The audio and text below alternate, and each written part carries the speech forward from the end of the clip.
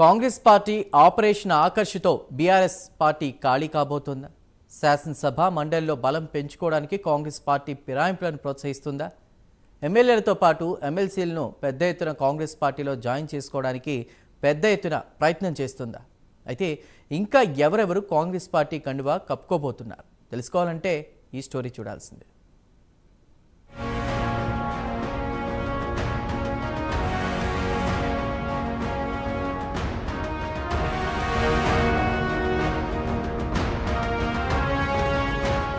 తెలంగాణ సమగ్ర కుటుంబ సర్వే ప్రకారం రాష్ట్రంలో ముదిరాజ్, మున్నూరు కాపు, గొల్ల కురుమలు, ముస్లింలు, మాదిగలు మెజార్టీగా ఉన్నారు. ఎన్నికల్లో కులాలు, మతాల ప్రాతిపదికన సీట్ల కేటాయింపు జరిగింది.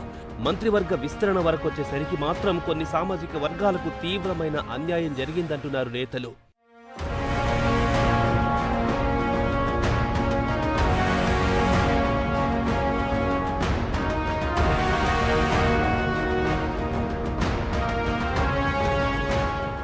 అసెంబ్లీ ఎన్నికల్లో అన్ని రాజకీయ పార్టీలు ముదిరాజులకు సీట్లిచ్చినా గెలిచింది ఒక్కరే. అది కాంగ్రెస్ నుంచి మాత్రమే ఎమ్మెల్యే శ్రీహరి ముదిరాజ్ విజయం సాధించారు. జనాభా ప్రాతిపదికన ముదిరాజులో జనాభా ఎక్కువగా ఉంది. త్వరలో జరగబోయే కేబినెట్ విస్తరణలో ఓ మంత్రి పదవి ఇవ్వాలని ముదిరాజ్ సంఘ నేతలు కోరుతున్నారు. మరోవైపు రీసెంట్ పార్లమెంట్ ఎన్నికల ప్రచారంలో రేవంత్ రెడ్డి శ్రీహరి ముదిరాజ్ కి మంత్రి ఇస్తామని హామీ ఇచ్చారు. మంత్రివర్గ విస్తరణ అయ్యే వరకు వేచి చూడాల్సిందే అంటున్నారు నేతలు. మరోవైపు యాదవ సామాజిక వర్గం కూడా రాష్ట్రంలో మెజార్టీగా ఉన్నారు. అయితే యాదవులకు మొదటి విడతలో మంత్రివర్గంలో చోటు కల్పించలేదు. ఇప్పటికీ యాదవుల నుండి బీర్ల ఐలయ్య ఉన్నారు. యాదవ నేతలు తమకు మంత్రివర్గంలో చోటు కల్పించాలని అధిష్టానం పెద్దలను కలుస్తున్నారు.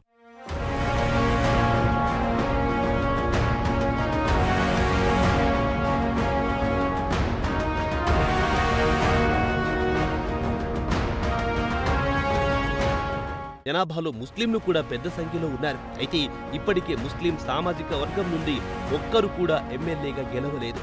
ముస్లిం కోటాలో అజారుద్దీన్, షబీర్ అలీ, ఫిరోజ్ ఖాన్ లాంటి వాళ్లు తమకు మంత్రిగా అవకాశం ఇవ్వాలంటూ అధిష్టానం దగ్గర లాబీయింగ్ చేస్తున్నారు. ఏదేమైనా చివరికి సీఎం నుంచి మంత్రుల వరకు జనాభాలో తక్కువగా ఉన్న అగ్ర కులాల నాయకులు మెజార్టీ మంది మంత్రులుగా ఉన్నారు. జనాభా ఎక్కువగా ఉన్న కులాలు మాత్రం తక్కువ సంఖ్యలో ఉన్నారు. మంత్రివర్గంలో సీఎంతో కలుపుకొని ఓసీలు 7, ఎస్సీలు 2, బీసీలు 2, ఎస్టీ 1 ఉన్నారు.